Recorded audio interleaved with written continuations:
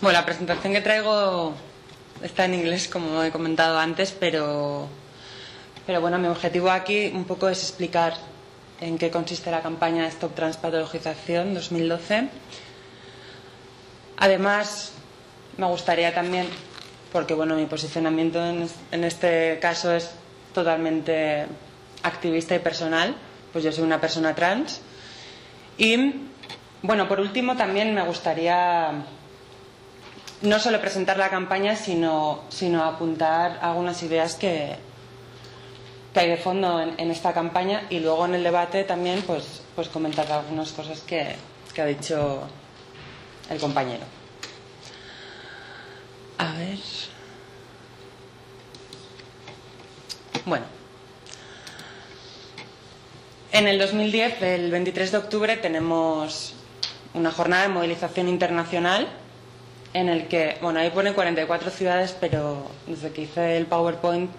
pues ahora mismo estamos a 60 ciudades de todo el mundo que se van a movilizar precisamente para denunciar la psiquiatrización y la patologización de aquellas personas trans y bueno, también intersexuales, aunque me gustaría más centrar el debate en lo trans, porque creo que lo intersexual tiene como todo un análisis bastante complejo y que en algunos temas se aleja de la catalogación de lo trans como patológico, o el debate que pueda haber ahí, ¿no? Entonces, bueno, como expongo ahí, son 241 organizaciones de los 5 continentes y personas individuales que están apoyando la campaña. La historia de la campaña, bueno, la retomamos en el 2007, donde, bueno, a partir de las manifestaciones Exis-Trans de París, donde se empieza a reflejar, bueno, esta demanda de los colectivos trans por no ser patologizados y no ser evaluados y controlados en base a sus comportamientos y roles de género, pues se retoma y se hacen manifestaciones en Barcelona, en Madrid y se sigue con la manifestación Exis-Trans de París. En el 2008 tenemos ya 11 ciudades europeas, es decir, bueno, pues se extiende el discurso y ya hay 11 ciudades europeas que se manifiestan. En el 2009, bueno, ya le ponemos un nombre concreto a esto, con una serie de objetivos que luego expondré, y le ponemos el nombre de Stop Transpatologización 2012. ¿Por qué 2012? Porque en un principio el manual de trastornos mentales en su 5ª versión del DSM iba a salir en el 2012. Bueno, se ha retrasado y actualmente la fecha de publicación va a ser el 2013, pero como se ha comentado, bueno, ya hay un borrador que nos da ciertas pistas sobre cómo va a producirse esa nueva clasificación, ¿no? Y en el 2010 tenemos una manifestación internacional en Barcelona que coincide con la Conferencia Internacional sobre Derechos Humanos e Identidad de Género. Y bueno, como vengo diciendo, el 23 de octubre, o sea, este sábado, pues hay una movilización internacional para sacar a la luz, para evidenciar la tensión existente, sobre todo dentro de los colectivos trans, aunque nosotros pensamos que esta diferenciación, esta catalogación en base a ciertos criterios y no otros, en realidad, las personas trans serían la punta del iceberg, pero el control sobre el género puede ocurrir también en el resto de la población, y más, además, viendo cómo es el borrador del DSM-5 y cómo se expanden ciertas categorías, ¿no? Entonces, bueno, el 17 de octubre de 2009 tuvimos 41 ciudades participantes en la movilización del Octubre Trans, y fueron más de 200 grupos y redes apoyando la campaña. Bueno, aquí tenemos unas imágenes del 5 de junio de 2010 en Barcelona, donde nos juntamos pues muchas de las personas, y sobre todo, bueno, tuvimos la ocasión de conocer a activistas trans aunque algunas personas no estaban de acuerdo con esto de la palabra trans porque culturalmente les quedaba tan lejos y lo consideraban una imposición por parte de Occidente a su expresión o a su identidad de género, que no lo sentían como propia la palabra trans, ¿no? Entonces, bueno, ahí pudimos conocer, pues la verdad es que bastantes referentes distintos en cuanto a cómo encaja esto de las identidades de género y las expresiones de género en la cultura, ¿no? Bueno, no sé, yo la verdad es que me quedé bastante impactada con algunas personas cuya expresión de género para mí no era fácilmente identificable como algo como alguien masculino o femenino, ¿no? Pero bueno.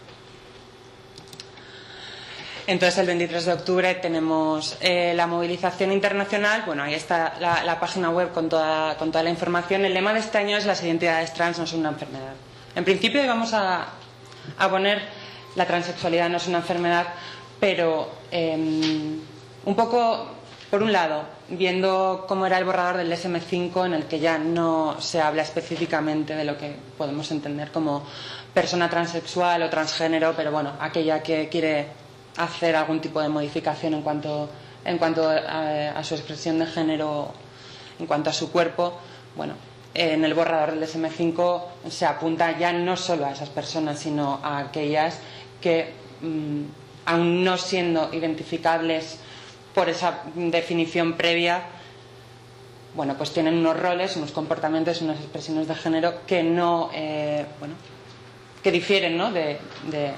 su propia identidad de masculino o femenino. Es decir, yo podría poner el símil de que si antes teníamos dos polos, el polo del rosa y el polo del azul, entonces había algunas personas que, según los criterios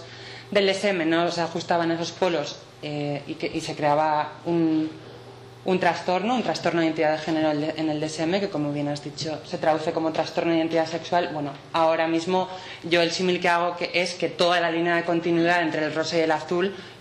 aparecería como clasificable dentro de la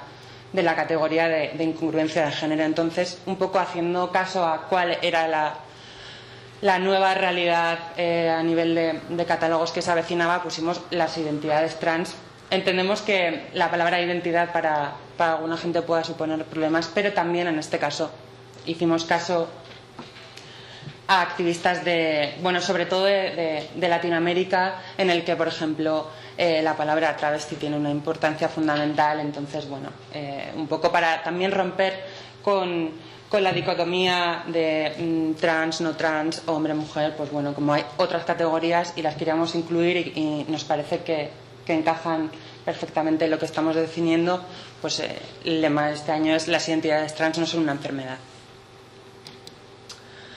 Bueno, ¿cuáles son las demandas de la campaña? Bueno, pues por un lado,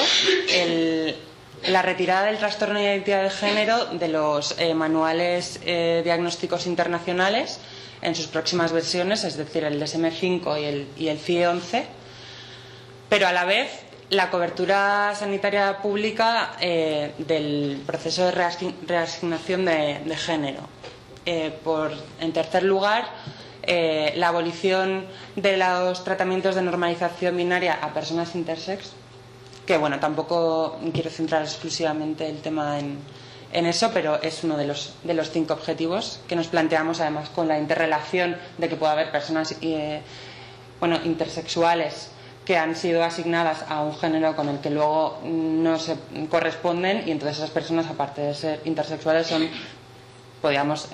denominarlas desde fuera como trans. Entonces, recogemos como esa parte donde hay coincidencias, ¿no? Por cuarto lugar, el acceso libre a tratamientos hormonales y cirugía, es decir, en este caso hablamos sin una evaluación psiquiátrica, o no solo una evaluación psiquiátrica, sino una evaluación en términos psiquiátricos, porque bueno, en el caso de España, por ejemplo, y a partir de la Ley 3 de 2007, reguladora del cambio registral de nombre y sexo de las personas, bueno,